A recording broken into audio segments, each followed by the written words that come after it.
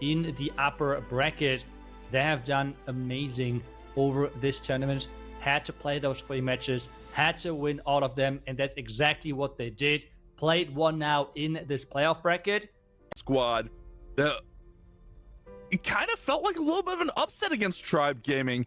Although Team QUESO is very well versed, very well experienced, they kind of left the door open for Tribe Gaming, and then I do not envy these guys having to come up with plans. Juanjo Fernandez had to come up with his plan, and like you said, about 8 minutes, probably even less by the time you look through all the bases. But I kind of mentioned it earlier, known for his dragon attacks. He did have a really nice attack earlier, just fell a little bit short with the 91%. Going with a couple of lightning spells there, taking out one of the sweepers, and then just setting up the pathing here, setting up the funnel as well. I don't think I've ever seen Juanjo attack with anything that wasn't a dragon attack personally, but he's really well versed and I'm really good with him. Let's see if he can get on the board here for Team QUESO. And I think overall it's really interesting because typically, pretty much every single attack which we have seen so far over the tournament was, well, we have a fireball opening, we have a royal demon charge opening, anything of that. This time around it's just 2 lightnings, flip the town hall, dragons, and go. And that's pretty much what the attack is all about. He has a ton of snakes around this bottom side. Take a look at that. They're just overwhelming those defenses, triggering traps, helping the dragons to keep pushing forward with tanking a couple of shots. But the question is this going to be enough power for the back end? Because there's still some heavy hitting defenses left on this one. Yeah, the king snuck his way into the middle, and as he takes more damage, more snakes will spawn. If he could set off that Giga Bomb instead of some dragons doing it, that would be great. And it looks like he might. Yeah, he's going to set off the Giga Bomb. He's actually trying to dodge the Giga Bomb. That was interesting. But it is starting to fizzle a little bit. He has that king ability. I'm assuming he has Vamp Stash there. So like Carbon mentioned earlier, those are 2 passive things that aren't really going to do a whole lot for him when he presses ability. It's really going to be on the queen and these dragons that are starting to fade, although they'll be able to pick up a little bit more here. Yeah, the dragons are slowly getting picked off from those defenses. He's sending another dragon in here from the right side. I'm not sure, maybe it would have been better to use it from different... the angle is alright, I assume. But the storage would be nice to drop down, and from this angle right now, he's triggering a Black Mine, and it would have been inside the range of that air defense. You can right now, every single overall building which would take down would be massive, especially now with the ability recovering some hit points, and as well the what is it, the Vamp Stash recovering some hit points. Every building is really important, as we have seen over the last couple of matches.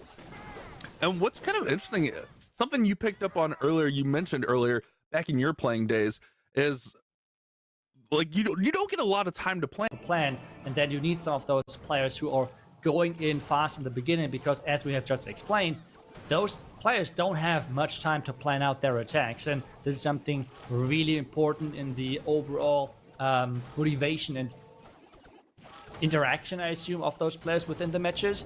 But we're already in with the next attack, which is going to be from Gaku, and this seems to be a fireball attack with the Root Rider follow-up. Look at all these invises. He has 6 total invises. Gonna go ahead and quake onto the monolith, take down the monolith and the multi-target inferno along with those surrounding buildings. He's got a pretty nice little funnel set up here for the Root Riders to go right into the middle of the base. He's gonna have a long way to go to this town hall, but I feel pretty confident in him being able to get there. He has his king over, or is that defending? That's defending king. Never mind. I thought that was his king in there. His king's yet to be deployed. So he's working through there, now deploying that troop launcher, which is going to throw those barrels of troops towards his massive troops. Yeah, keep pushing forward.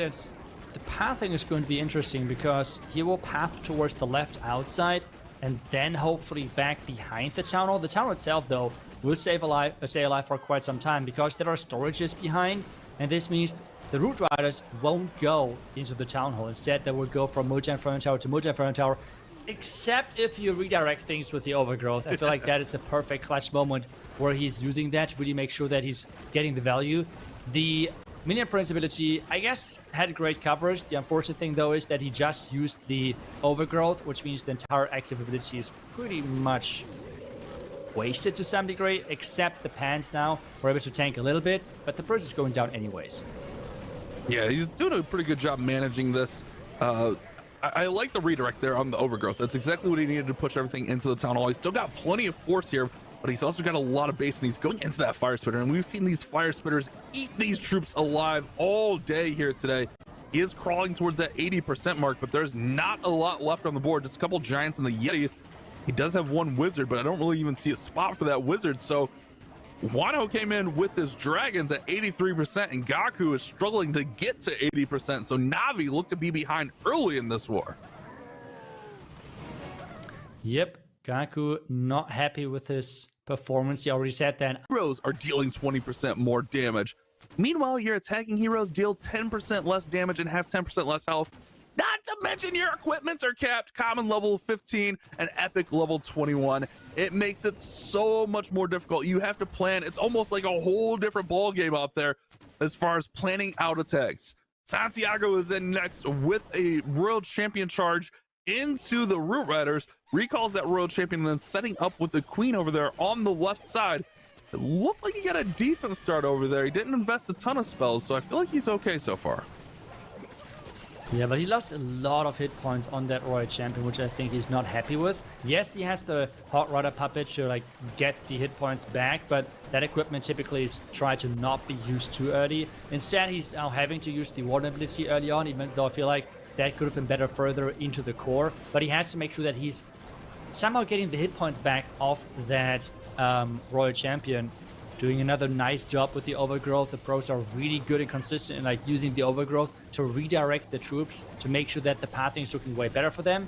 Royal Champion running ahead. I think the equipment is getting used. There's the ability, but the Rage Scatter is not making the life easy for those Hogs. Oh, not at all. They are taking a beating. Meanwhile, the Minion Prince are having a Minion Prince fight there over in the bottom of the base. The Minion Prince with the pants is going to win, even though the defending Minion Prince is a little bit stronger due to the buffs and nerfs of hard mode. He does have a few troops remaining in here. All the hero abilities are used, and he has one more skeleton spell, but look at the back of this base. That is a crazy line of defenses, and I don't think Santiago is going to have enough gas to get through them. Yeah, it feels like there's just too much left alive on this back end. We have the new defense, the merged tower there. We have as well the cannon, the multi-archer tower, so it's not going to be easy to get through all of that, even though the Queen and the few couple of giants with the Root Riders together are trying their best to get through all of that. Queen should redirect. Nope. Oh no, she would go for the wall after this and kind of being stuck in range of everything, and yep, she's just going to be melted from those defenses, but a high percentage either way, and this, as we have talked about earlier, is already a really important step. Yeah, and Queso already has the percentage advantage, so 88%. Very, very respectable. Thinking out of the box does take time. So is it going to work for them? For this one, it is going to be the classic dragon with the mass invis Royal Champion spam. But can he pull this off? We have seen this attack today 3-star quite a few times, but as well fail a couple of times. And he's starting this off with having a king to funnel, and then maybe even a blimp to funnel this Royal Champion even further into the core. It's really about how much this Royal Champion can get. If you can keep that Fox up as long as possible and get that Royal Champion deep inside the base, which I like pairing the combination here with that King, so that some of that pressure is taken off the Fox and the Royal Champion in between. Because remember, the invisibility spell did get nerfed by a quarter of a second, so you do have a little bit more time where that Fox is susceptible to taking damage. Gonna go ahead and play an invis so he can push that Royal Champion into that merge multi-target tower right there, pulling out the ice golems. The King's going to pull their attention down to the bottom. Got to keep an eye so that the Royal Champion doesn't pull them away. And it looks like he's pulling them towards the top of the base. Maybe there's an archer up there. The Royal Champion, she's doing a great job so far. Yeah, but I feel like he wanted to get that Royal Champion further to the core, because this is where all of those Inferno Towers are. This is where typically the traps are located. This is another reason why it's so important to get the Royal Champion into the core, because this means that you're as well taking away the possible options of getting hit by those red mines, black mines, everything, because they're typically located within that core.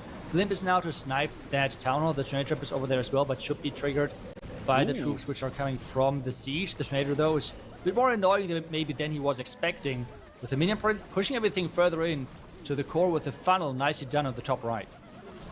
Yeah, Town Hall still not down yet. He's going to soak up the Giga Bomb with those dragons. Does finally get the Town Hall, but he did take a little bit more extra damage since that tornado shot down his battle blood. But now the dragons are all spread throughout this base. All the dragons on the left except for one are down, and now the right side is starting to thin out. I think you were right, Itsu, what you shouted out earlier about the middle of the base with the Royal Champion. If he was able to thin that out a little bit, he would definitely have had a lot less pressure on there, and there's nothing going to the middle of that base, so there's really going to be no way for him to get that down. By the time the dragons get there, they're just going to get ate alive when that poison tower throws again. So he will be able to run up some percent here for Navi. Yada will, but ultimately this one should fall short with 3 multis, the poison tower, and that fire spitter still remaining over there.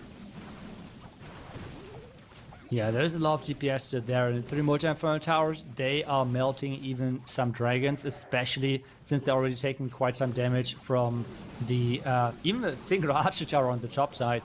But this means that we have a really high percentage. I feel like that's even the most important thing here. They can still 3-star everything, but they are increasing their percentage even further to push even further ahead compared to Team QUESO. And this is a big deal as well, because we have seen this now so many closer, and these matches are definitely going to be fun to watch. But Juan's going to be up next, and it's going to be another dragon with an RC charge attack here. He's got the haste vial on there, and he's setting things up for the RC charge, but he's actually got the queen with the jelly over here on the left. Oh, but the flame flinger is going to go down early. What? Why did the flame flinger go into the range of the cannon? I'm just what just happened? I'm a little bit confused there. Why the siege ran into the range of that merged cannon? Did you see what happened there? I didn't. Did the queen, like, maybe it targeted to the left, the top building towards that multi archer tower, and then wanted to redirect right? I don't know. I'm confused also. It looks like Juan is confused as well. His reaction as well. Like, everyone is confused. Okay, maybe chats are always experts, right? Like, chat, do you guys know what just happened with that flame flinger? I'm curious, wondering, because the flame flinger just straight walked into the range of the cannon, which should obviously not be the case. And there was as well no queen close by, like one of the clones. Like, typically this is something which can happen, where one of the queens is getting shot at, like one of the clones, for example, and then the bouncing ball thing from the merged cannon is like bouncing towards the siege. This is something which can happen, but the siege was targeted directly, which makes no sense. So yeah, I can fully understand why he was confused there, because I have no clue what was going on either. And this could really impact the match. Yeah. I rewinded a little bit here. The Expo there took some shots on it, but I still don't know why it was. I think he just put it in at a weird angle, and he put it a little bit too close to the ricochet cannon, I think. Because I think it was originally going to target the Expo that was there, that was adjacent to the ricochet cannon, but it almost seemed like he put it too close and it was just in range. Obviously, I don't know the exact range of that ricochet cannon, but he's scrambling to try to get things as much percentage here, as he's definitely in trouble. That is, man, that's a tough one. Definitely a tough one for Juan. Yeah, that is really unfortunate there. The siege machine, he was really relying on that to take down the entire bottom left side, to make sure that the backhand is not as powerful anymore. He would have gotten quite a few of those key defenses with the air defense, with the multi-arch tower. The plan, I can totally understand what the concept here was. But as well, Chad is saying that apparently there were some Rico bounces towards the queen, but I saw for sure that the siege itself was targeted as well. So yeah, a little bit weird with the opening, which results in the end to like roughly 65% 2-star attack, which is for sure on the lower side. And with that, if Navi is now somehow taking advantage of that, which should be possible, I guess, then the entire match would be flipped on its head when it's coming down to the percentage. But maybe Navi's just able to collect their first 3-star within the match, which would give them an even bigger lead than the Root Riders, which we have seen earlier as well. Now it's back to Klaus, and he's bringing the Root Riders as well. But with the Royal Champion charge and the recall, it seems like we have the classic equipment so far on all of those heroes, and the Royal Champion running into a lot of traps with the haste file, which means she has less protection moving into the back end, but she has more power when it comes down to the DPS. But this is... Could this get any more... How many? 1, 2, 3, 4, 5... I'm like, there's like 6 or even 7 giant bombs if anything is baited, this is the definition of getting baited. I think there's 7. It looks like there's 7 silhouettes there for giant bombs. That is exactly what the plan was on this defense. Bait the RC charge from that left side and blow her up with all those giant bombs, and it seems to have worked as Klaus looks a little frustrated. Hard mode is getting our attackers really frustrated so far. We saw Juan definitely having some issues. Now Klaus having some issues. Let's see if he can get it back on track. They have a little bit of an opening with that 65% from Juan, but this one is already a little bit sideways for Klaus. Yeah, and I just like looked as well, like there was even the Giga Bomb located on that side. So there were overall 7 giant bombs and the Giga Bomb. Okay, that was like really heavily committing that, okay, this is what people are going to Royal Champion charge into. And I mean, that is just crazy. Can you recover this somehow though? Because we have just seen a 65% attack 2-star from the Team QUESO, but Navi somehow needs to make sure that they're not falling that far behind with a percentage around the same area, because they're already behind on the percentage before this attack. Can they somehow collect and pick up those percentages? Nice recall to have the queen or the hero further on the outset to pick up some more percentages, but first the town needs to go down, Bash. Yeah, I was gonna say, look at the town hall though, Itsu. He's got a few troops in there, but they're taking a lot of damage.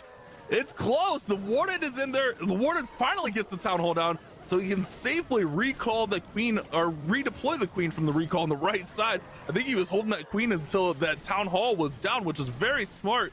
So Klaus is struggling here. These attacks for both these squads definitely did not go the way that they were hoping. The warden will be able to get a little bit more buildings, but this one's going to be low. This was a huge opportunity for Navi to really step up their percentage and take the advantage. They will take the advantage, but it's not going to be by a ton. They could really put up like a 20-point advantage, but instead it's 74%, which is only invises for maybe a Royal Champion charge to recall, and that's exactly what we're going to see here on the left side. Royal Champion's going to go in, start to set the funneling, start to set the pathing. She should have a really nice, easy path here to just get a few of these defenses down with her 3 invises.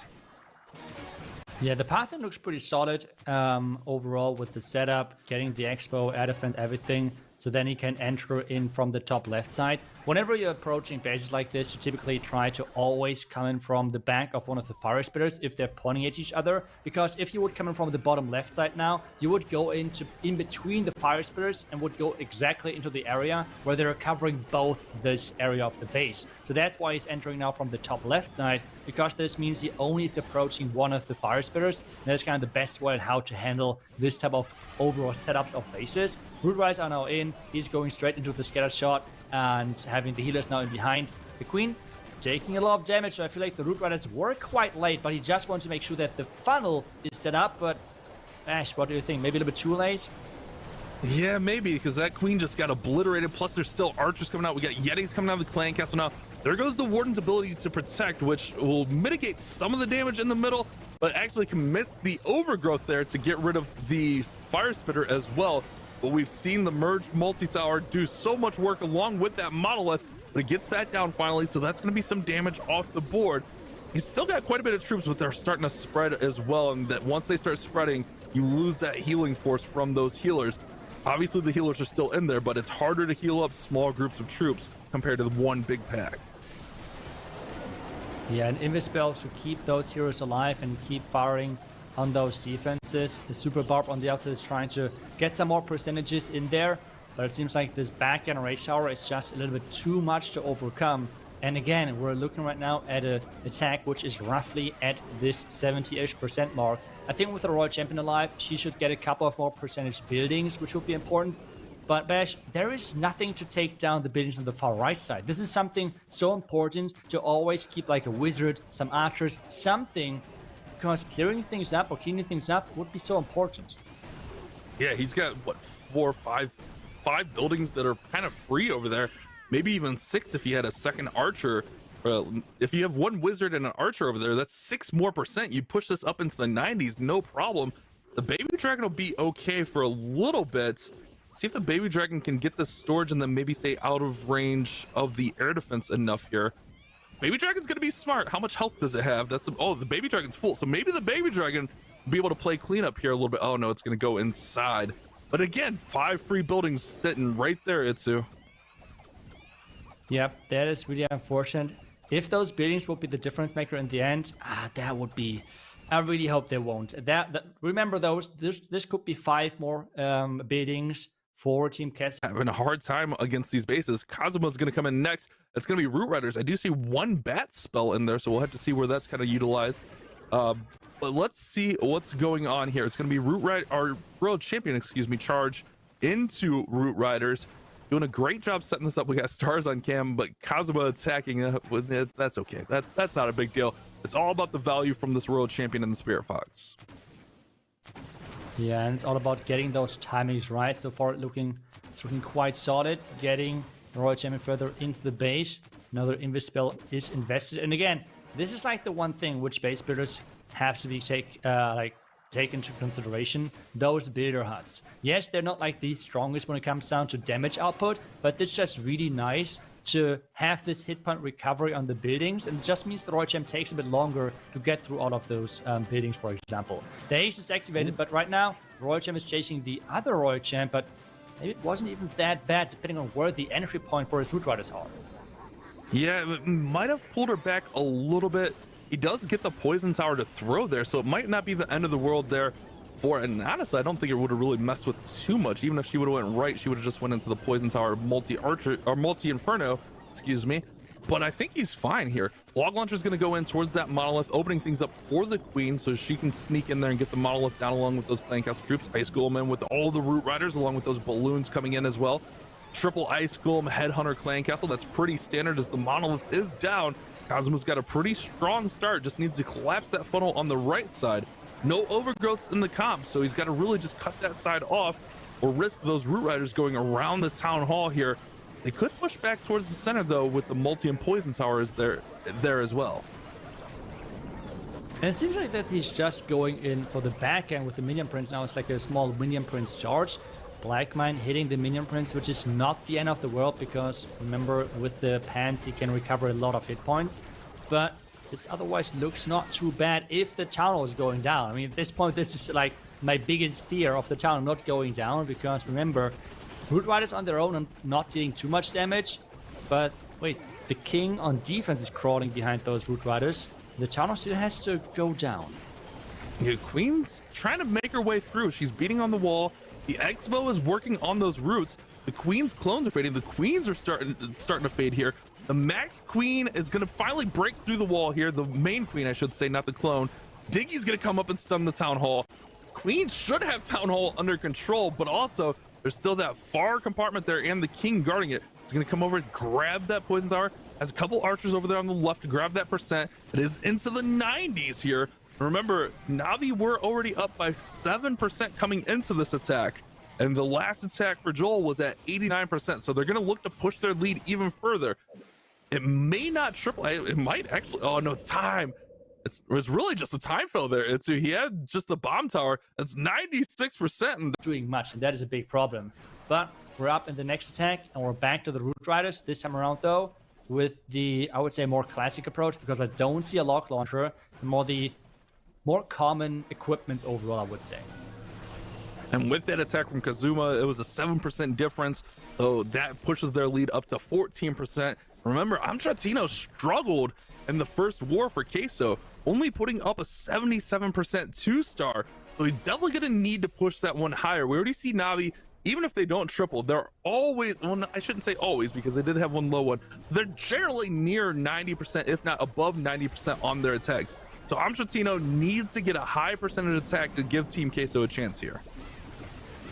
Yeah, I think his biggest problem right now is that the Monolith stayed alive. I mean, he lost the Fox early on, which has caused him to use way more invisibility spells than he would have liked to. And this Monolith non-stop firing, this will give him a rough time, I think, because nothing really is targeting it. Right now, everything is pathing around it. The funnel at the top side is not done just yet, because the Queen and the siege barracks took some time, but the troops have to go towards the core and help that Royal Champion to survive.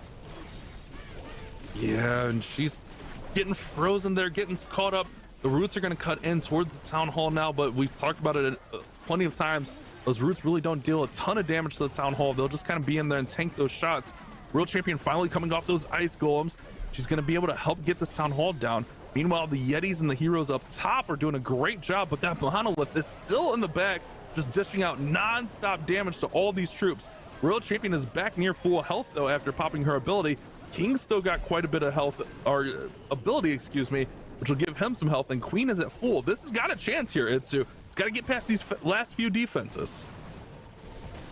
Yeah, that's for sure. If the one Root Rider staying alive for the Archer Queen, that would be crazy cool, because this would mean that he's opening up the compartments for her and she doesn't have to go through any walls. Right now, he is like, at this point I would just have to watch and enjoy the show, because he can't deploy anything anymore. And we are just now waiting if this is going to face out or not. Diggy might come in clutch right now. The Warden is tanking. He is on the edge of his seat, quite literally. But can this work? Oh, that storage is a problem, Itsu. How much health does that storage have? Oh, the Queen just goes between the Skellies and the Ricochet cannon. She's finally going to get through the Ricochet cannon. That might have cost her, though. What? Oh, my goodness, the Skellies cost the Queen. What? She goes down. 96%. He's running out of time. He might have enough here, but time is not going to allow this to triple. He will have a high percentage attack, which will give Team Queso a chance, but they're going to need a defense against NAVI. It's 97%. Man, those air Skellies actually cost that one as the Queen got is in. What is he going in with? It is the... Okay, 14. Some people like to bring 11 invis, okay? But, I mean, that is just for beginners. NAVI, stars, 14 invisibility spells. Okay. Go for it. All right, I think since Amshatina was at 97 and the lead was 14, I think it's 84% too to win, actually.